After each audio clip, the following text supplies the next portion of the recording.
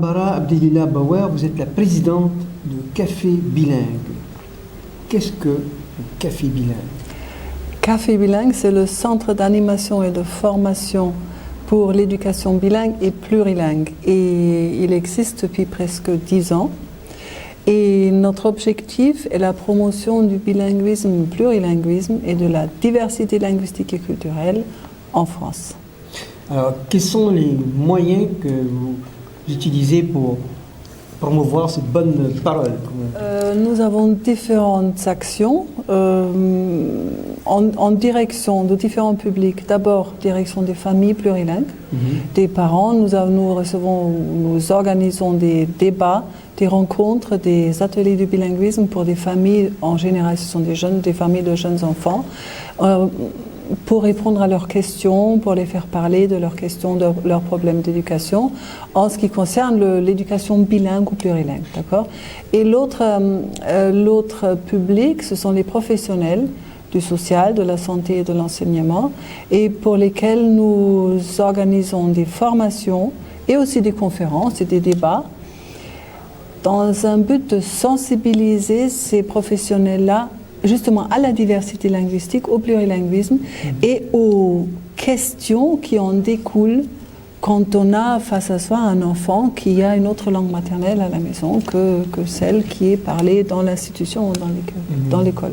Plusieurs études montrent que l'apprentissage de la langue maternelle est fondamental pour apprendre la langue seconde. D'autres études plus contestables disent le contraire. Alors, qu'en est-il aujourd'hui de ces recherches? Mais on sait très bien, enfin, ça me semble complètement banal quand je dis qu'un enfant qui parle, qui a appris à parler, qui a acquis le langage dans une langue particulière, quand cet enfant va arriver à l'école maternelle, il va apprendre le français, il ne peut pas recommencer à zéro. On ne peut pas lui interdire de continuer à développer le langage pour apprendre une seconde langue. Donc, bien sûr, la seconde langue, donc le français dans notre cas, va se construire sur ce qu'a acquis l'enfant dans sa famille, dans cette première langue. Et il faut continuer, il faut encourager les parents à continuer à parler cette langue-là et vraiment parler et chanter et raconter dans cette langue, donc valoriser, approfondir les connaissances dans cette langue-là. Et c'est à ce prix-là que cet enfant va acquérir cette seconde langue, qui est le français, et va devenir bilingue. Quand on parle de langue maternelle, on parle de langue de la mère. Les pères, et j'en sais quelque chose, ont plus de difficultés à transmettre la leur. Quels conseils leur donneriez-vous? C'est vrai que, bon, quand on dit langue maternelle, enfin, les sociolinguistes ne parlent pas de langue maternelle, c'est la langue de première socialisation. Parce que la première langue, ça peut être la langue du papa. Par exemple, si le père est tout le temps là, ce qui est très rare, ça peut être la langue d'une grand-mère, de la nounou. Donc, langue de première socialisation. Mais c'est vrai que dans les familles, ce qu'on constate, c'est que la mère, en général, est plus souvent présente et plus longtemps présente auprès de l'enfant que le papa qui revient plus souvent le soir du travail, qui a moins de temps. Donc la langue, quand c'est le père qui parle une autre langue, c'est plus difficile à maintenir ou à construire un bilinguisme parce que souvent il n'est pas suffisamment de temps, suffisamment longtemps en contact avec cette langue, avec l'enfant. Voilà, c'est tout en fin de compte. La construction du langage, l'acquisition du langage, les 3 ou 4 premières années, c'est une question de quantité et de qualité. Si on n'a que 2 heures ou 1 heure par jour où on parle avec le jeune enfant, cet enfant ne va pas apprendre à parler cette langue-là, c'est pas suffisant. On dit qu'à 7 ans, la langue est acquise. Oui, mais à 7 ans... suffisamment acquise pour être inscrite dans une partie du cerveau où elle restera à jamais. En fait. Alors, on dit que 7 ans, pourquoi 7 ans? Parce que c'est l'âge où l'enfant commence à apprendre à lire et écrire. Et une fois que la langue est inscrite aussi par la lecture et par l'écriture, on pense qu'elle est moins facile à oublier, alors qu'on peut tout à fait oublier une première langue. Le bilinguisme et le plurilinguisme sont généralement associés aux classes aisées de Paris. Intervenez-vous également dans les milieux populaires et en banlieue? Bien sûr, parce qu'aujourd'hui, quand on parle de bilinguisme, on pense français-anglais, français-espagnol, on pense aux grandes langues internationales. Et d'ailleurs, un enfant qui parle berbère ou qui parle vietnamien à la maison, à la limite, on ne vous dira pas il est bilingue. Vous savez, aujourd'hui, vous le savez très bien, aujourd'hui, il y a le bilinguisme, ça semble être réservé aux élites. Et puis, tous les gens qui parlent les autres langues, c'est plutôt on parle de handicap linguistique. On parle échec scolaire et problèmes.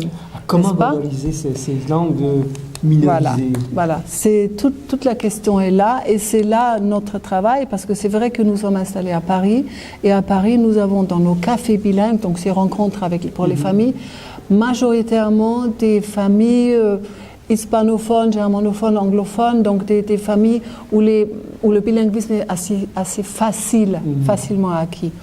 Mais nous voulons toucher aussi les familles issues de l'immigration qui habitent un peu, pas forcément dans le centre de Paris, et avec les langues qui ne sont pas forcément valorisées. Mais là, on n'arrive pas dans nos cafés bilingues, on n'invite pas forcément des parents, mais on va dans les centres sociaux et on organise des groupes de discussion avec les parents. Et chaque fois que je vais, par exemple, j'étais à Bobigny, à l'école à la maison des parents, des choses comme ça. Après, vous savez, on voit les yeux, le sourire sur le visage des parents ou des mères ou même des pères qui disent « Ah oui, on m'a jamais dit que ma langue, ça valait quelque chose et que c'est important que je parle ma langue, que je conserve cette langue-là. » Et je trouve que là, on a vraiment notre place et on a un travail à faire, à valoriser ces langues, encourager les parents à parler ces langues-là. Mais l'autre travail très important, c'est aussi de toucher les professionnels qui sont en contact permanent ou quotidien ou régulier avec ces parents-là. Voyez, parce que c'est eux après qui vont exactement, c'est eux après les animateurs, les péricultrices, les éducatrices, le personnel des crèches, c'est eux après qui vont faire le relais et qui vont faire notre travail en fin de compte pour encourager. Et il ne faut surtout pas abandonner une langue maternelle. Arrêter de parler sous prétexte que si on parle sa langue maternelle, l'enfant n'aura pas suffisamment de temps pour apprendre le français. Aujourd'hui, dans le climat tendu dans lequel nous vivons, après les attentats du 13 novembre 2015, les langues étrangères, surtout lorsqu'elles viennent d'Orient, peuvent inspirer la peur. Comment, d'après vous, faire face à cette crainte? C'est vrai que le premier réflexe, quand on entend une langue qu'on ne comprend pas, c'est qu'on se retire, enfin c'est le retrait, ça fait peur, parce qu'on ne comprend pas. Et quand on ne comprend pas, on se dit, mais peut-être qu'il parle sur moi, ou il y a une sensation d'étrangeté et de peur. Vous voyez, et c'est pour ça un peu notre semaine des langues, enfin c'est un peu cette idée, ce rêve de dire, mais venez voir, on a fait par exemple un café littéraire avec des écrivains qui écrivent dans plusieurs langues parce qu'ils sont plurilingues, et on invite les gens pour dire venez voir, ce sont des gens sympathiques et on peut très bien passer d'une langue à l'autre et on n'est pas dangereux et même tout le monde peut apprendre les langues. On a fait aussi l'année dernière des ateliers d'apprentissage, de comparaison des langues, vous voyez, donc on peut, le tout est de s'ouvrir, d'être curieux et en tant qu'adulte et d'aller vers les autres langues. Et très modestement, on essaye d'insuffler cette curiosité au grand public, à nos concitoyens.